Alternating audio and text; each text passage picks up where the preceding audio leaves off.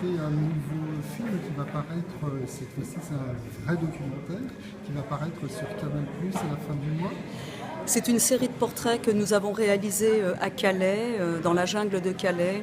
Plus j'avançais dans la réalisation du film du Imbis Chronique arménienne, plus je sentais qu'il y avait vraiment un parallèle, que j'avais envie de comprendre en fait ce que mon grand-père avait vécu dans cette déportation, dans cet exil pendant 4 années, avant de trouver un refuge. Et dans les témoignages des portraits des personnes que j'ai interviewées donc à Calais, j'ai senti qu'ils avaient besoin de sécurité, qu'ils avaient voyagé pendant des mois et des mois avant d'arriver en France, et qu'en fait, dans la jungle de Calais, c'était le seul endroit où ils pouvaient un peu se poser, même si les conditions sont très très difficiles.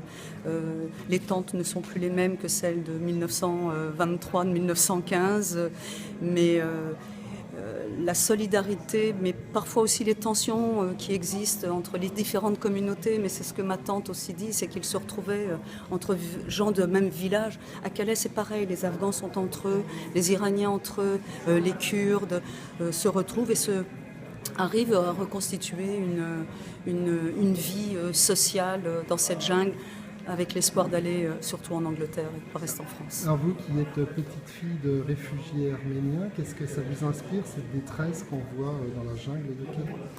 Ce que ça m'inspire, c'est que l'humanité n'a absolument rien appris en 100 ans, que la guerre existe toujours, qu'il y a toujours des génocides, qu'on tue des gens au nom de la religion.